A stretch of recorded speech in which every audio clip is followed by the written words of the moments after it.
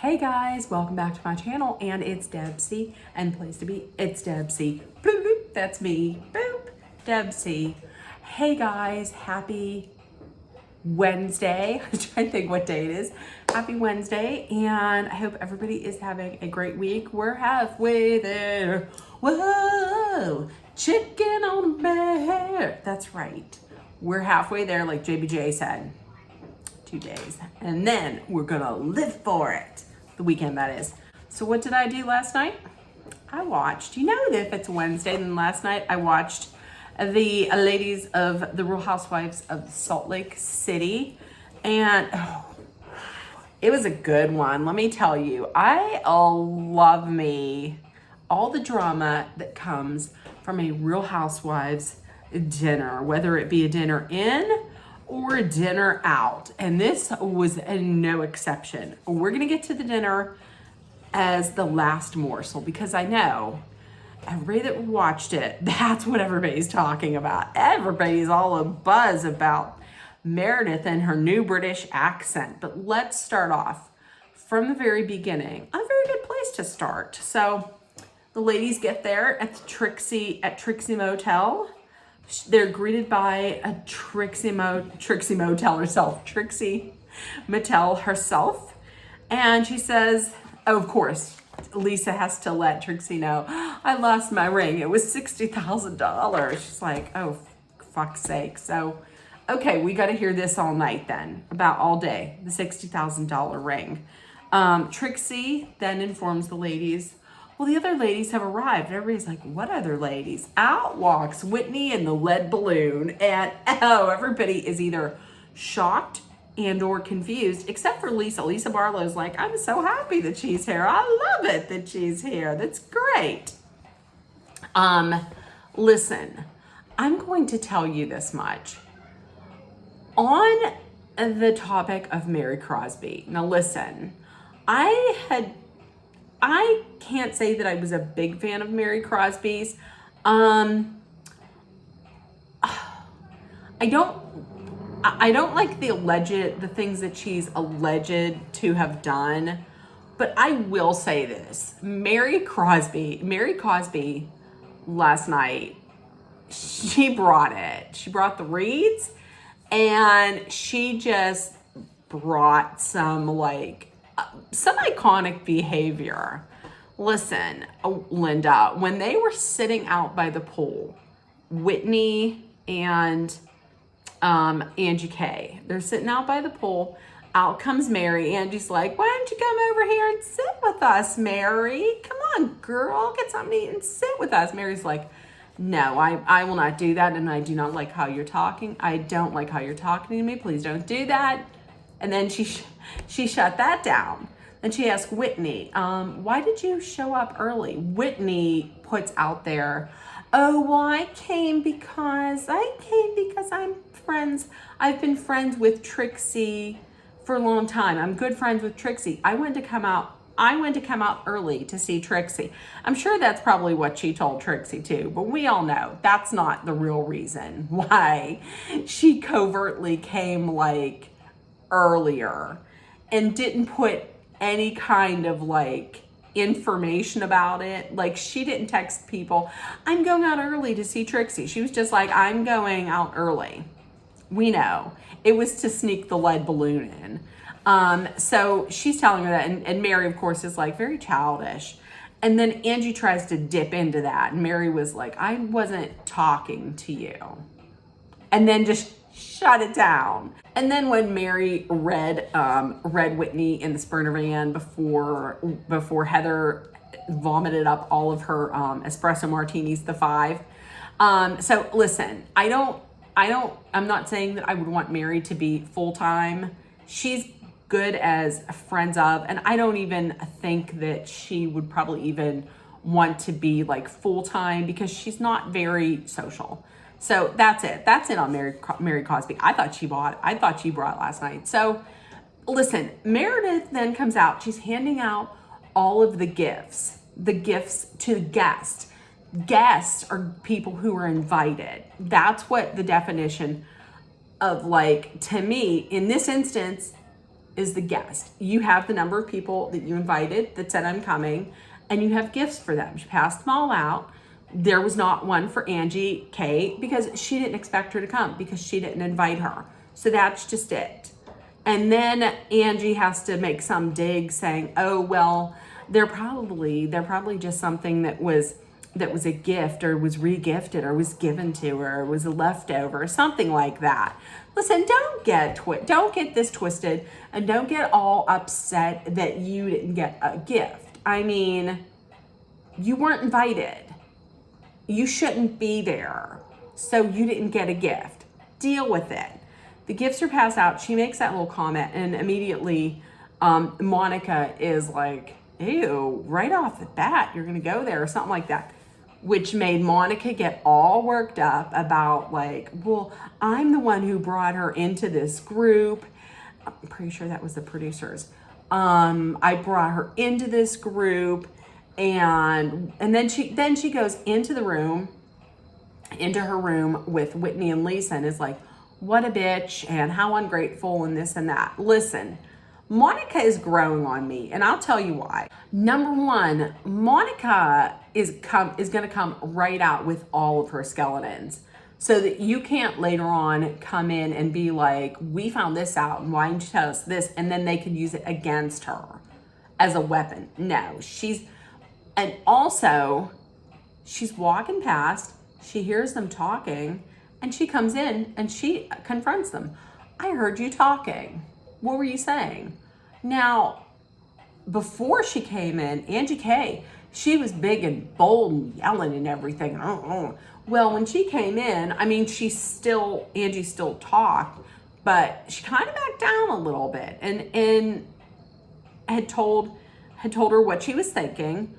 But then Monica says, listen, as a friend, I'm going to tell you when you're doing something wrong or when you're being rude. And I thought it was rude for the hostess that is putting us up here, not you, because you weren't invited.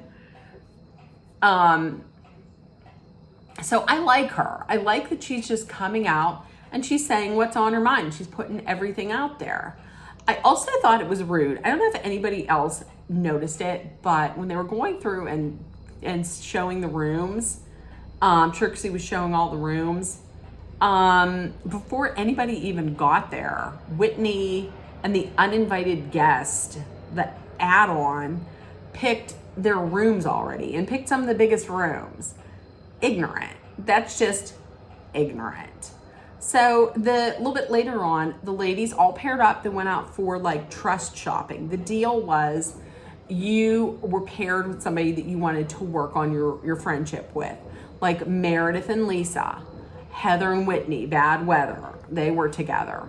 And then Monica and Mary. Monica and Mary got along just fine. I think it was because Monica kind of like acquiesced to her a little bit, but not completely. I mean, I thought they worked well together. But it's obviously is apparent that Meredith I don't know if Meredith wants to salvage something with Lisa or if I don't know. Or if as Heather said, if she just wants to live like these like slutty wardrobe fantasies through Lisa, because she would never be wearing a thing that she put Lisa in. Knowing fully well that they were going to be going to like a 5-star restaurant. Here comes Lisa in like a bikini top, like a netting, and then some old retired gypsies like coin jingly skirt. And now on the after party show, or not after party, on Watch What Happens Live, Meredith did say that was like the joke outfit for Lisa. She didn't even let her show her like the real one. She just kept it on. But here's Lisa walking into like this Palm Springs 5-star restaurant looking like an old gypsy hooker. I was like, oh no. So they go at the dinner. Listen, this dinner was up there. This dinner was absolutely up there. We find out listen, first of all, another reason why I am liking Monica. There was the first game was tell us something we don't know about you. And people were like, Meredith was like, I used to come here with my family and my grandparents when I was younger to Palm Springs. And Whitney's like, I'm journaling, I'm writing poems. And what is it? Heather likes watching birds now. And it was just so like, Monica was just like, I can't believe that this is what I have to listen to. So Monica just screams out, I banged my brother-in-law for 18 months. I was like, oh, I'm going to tell you, I am really enjoying Monica on this show. And what I'm not enjoying though is, see how red my face is? That is because I just got out of the shower.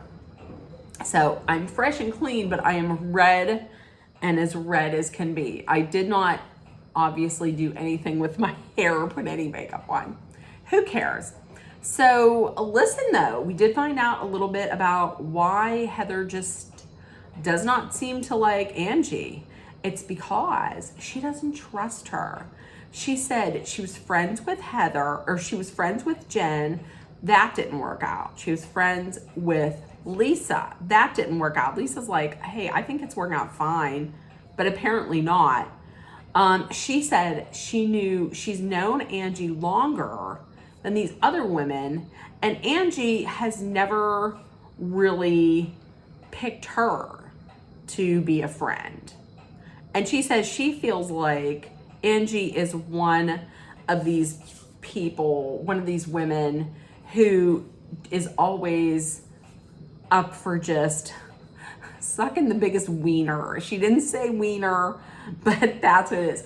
To me, honestly, it came off a little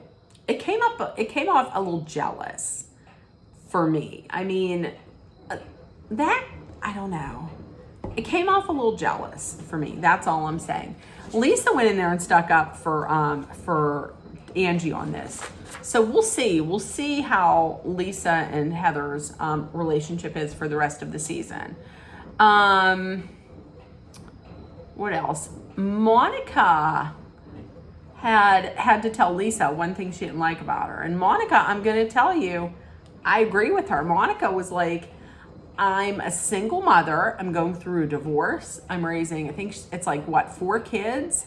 And she's like, as a divorced mother, a single mother who's trying to raise 4 kids and trying to figure out how to handle this and what to do, it was tough to watch you talking all day about how you lost this $60,000 ring. It's all you talked about, $60,000 ring. It was the big one and this and that and blah, blah, blah. Lisa said, I didn't say that. I didn't talk about it all day long. And they rolled the beautiful bean footage. She said it like 7 times. And I get that. Like she said it was sentimental, but she didn't really mention anything about like why it was sentimental. Like she wasn't like, well, this is a ring that my husband got me on our 5th anniversary or on our 20th, or, no sentimental reason. It was $60,000. It was the big one at 60,000, 60G, and that's it.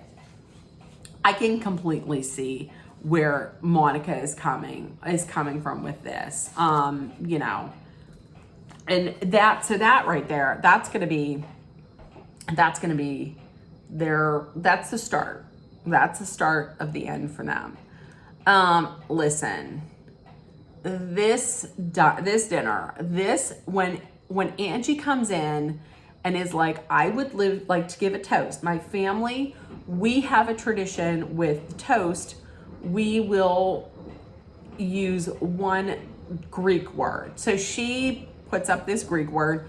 I can't even remember it. I can't even remember how to say it, but it is the Greek word for fake. She's like, this is a word that makes me think about, I don't know if she said thinks about the hostess, but this is what I think of this weekend, and it's fake. And I'm like, oh, well, here we go. She's like, I came in with an open heart. Oh, sure. Yep. You sure did. You got all those digs in, and you have this open heart. Okay. Meredith was like, why do you want to be here? Why do you want to be here? She says, I didn't invite you because you publicly have said that we would never be friends. And Angie was like, when? I didn't say that. Give me some receipts. And Monica was like, where are the receipts? And Angie called her rude. And that just started it. That just started the whole thing. I'm going to tell you. You can go. Meredith kept saying, you can go, you can go, you can go. You weren't invited by me. Angie is refusing. Like, Angie is refusing to move. They're going back and forth. She's talking about, they were just digs being thrown back and forth. And listen, finally, when she screams, when she looks at her and she says, you can leave. Like that, when she says, you can leave. I would shit my pants. I would have shit my pants, and then I would have erupted into flames, and I would have flown. I would turn into jelly and just went bloop. It scared me. But she was like, no. She says, you can leave. That's when she turned British. That's when Meredith turned British, because she was like, she said something like, can we get security? We need security. We need security. And he goes, wait a minute. She stands up and she runs over to Chad, who it obviously said there, Chad, waiter, not security. Excuse me, I'm the hostess of this party over here. I need for you to throw her out. She is not behaving, and I don't want her here. Can you throw her out? He's like, lady, I can see what I can do. Listen, if you want me to refill your breadsticks or top off your water or get you maybe not another drink, then we can do that. I can't, the whole time, listen, I'm not the biggest fan of Heather anymore, but Heather is sitting over there in her bedazzled cat mom hat and her NASCAR leather type jacket, busting out the whole time. I mean, because what is Chad gonna do? Chad's not gonna do anything. So she sits down there. It's going back and forth, and Meredith says something. She says something about disabled children, and everybody's like, what? There's something going on behind the scenes with Meredith. I don't know what it is, but there's something, because she said a couple times alluding that something is going on. And she says, I'm getting up and I'm leaving and I'm going out. I do not need this. I'm worried about the more important things in life. And so she goes out. Lisa follows her. Seriously, she's outside. She's talking to Lisa, and she says listen, the slurring was just ridiculous, but she kind of channeled Kim Richards a little bit. You know what I'm talking about? The party in the dinner party in Amsterdam. Whenever who was it? Eileen Davidson came in her and was like, "You're a beast," and then Kim Richards countered to Lisa Rinna with, you don't want me to talk about the husband, do you? That's what that was giving me when she told Lisa, she's like, I want the fuck out of here. Get her out of here. She doesn't want me to start. How did she say rumors? She said, in the rumors, you don't want me to talk about the husband. You don't want me to bring up the husband. Oh, shit. Please bring it up. If you're going to talk about it and you're going to tease it, that there's information about the husband, please, please, please, please, please do it. Please do it. So that was it. So they went back in. Angie tried to give this half-ass apology that, listen, Meredith doesn't want it. She didn't want you there. You can just leave. You can see yourself out. And so they all get in the Sprinter van. They go home. Whitney and Mary got into it. Listen, Mary got the best of that one. That's not done. And I'm living for seeing it. And then lastly, Heather threw up all over that Sprinter van, like all over it. I felt bad for that chauffeur. She threw up all over it. I don't know that they needed to show that. No, thank you. So yes, that was a good episode, and I love me a juicy, active dinner party. That went down in history as one of the better dinner parties. That was a pretty good one. So if you watched, please let me know your thoughts. And I'm also going to say this. I say this all the time. It's late. It's late on a Wednesday. I don't know why anybody wouldn't tell you this yet, but if they didn't tell you they love you, Queen Red Cheeks, Princess Red Cheeks here, will say, I love you. Your love seen and heard. Please make sure that you put love, kindness, compassion, acceptance, hope, and positivity out there. And also, let's take care of one another. Stay cool and hydrated. Stay safe. And I will see you on Wednesday. No, there's something coming up tomorrow, I think. Okay, I will see you tomorrow. Bye, guys. Have a great day.